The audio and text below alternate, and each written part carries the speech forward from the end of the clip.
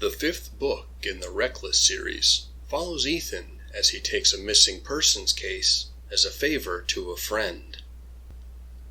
A young man's wife has disappeared following the San Francisco earthquake of 1989. In the aftermath of a near-fatal incident during the quake, Rachel became moody and withdrawn until one day she disappears. And given her troubled history with drugs, everyone is afraid she's fallen off the wagon, or worse.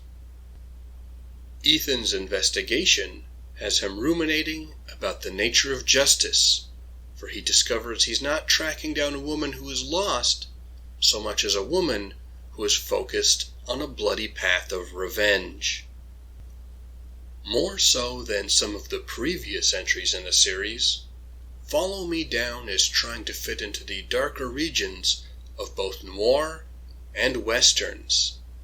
It makes direct references to Double Indemnity, and Rachel's poncho is a visual allusion to the one worn by Clint Eastwood when he played the man with no name in films like Fistful of Dollars and The Good, the Bad, and the Ugly.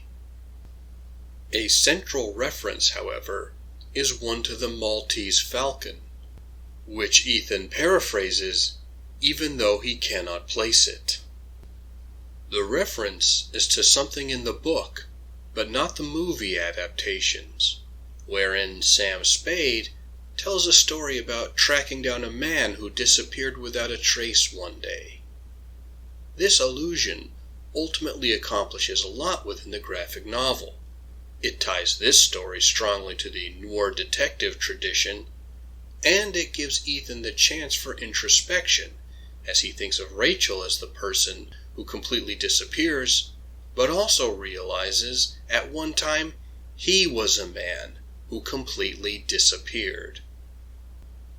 This connection between Ethan and Rachel plays out for the rest of the story, inviting readers to see the different perspectives on who disappears and who does the searching. You can supply your own "there are two kinds of people in the world" quip from The Good, the Bad, and the Ugly. A core theme to Follow Me Down is the impact of human connection. When it's good, it enriches life and provides context and meaning for what people do, even when their actions might appear pointless in the long run. However, when it's bad, human connections can leave people scarred and hollowed out, damaged in deep ways that will require a lifetime of struggle. This is a concept that's always played in the background of the Reckless series, but here it's front and center as it is on the mind of both Ethan and Rachel. In prior volumes, portions of the story are told out of order, giving flashbacks to fill in background information. With Follow Me Down, however, there is a flash forward to 2004 at the conclusion, which is quite the change. It allows us to see an inversion of events too, as I mentioned before concerning the Maltese Falcon reference.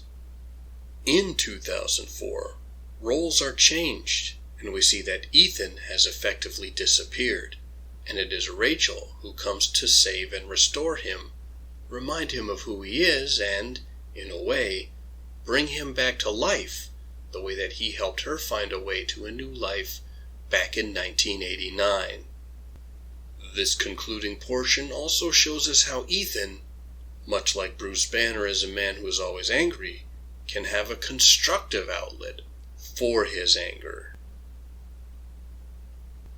Sean Phillips, as always, is rock solid with the moody neo-noir art styling.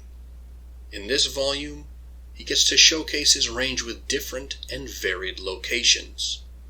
Urban San Francisco, the trackless desert outside Reno, Nevada, and Yosemite National Park, among others, all provide a background for the story. The natural settings also work in contrast to the human-built locations like tourist towns and lonesome highway motels. While Follow Me Down can be read as a standalone, in the author's note, Brubaker suggests this volume should be paired closely with Volume 4 for contrast. There is some wisdom to this.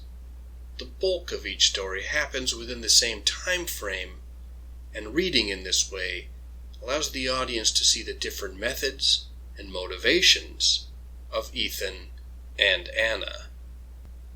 You should pick up Follow Me Down if you're into pulpy, less than legal investigation stories or neo-noir.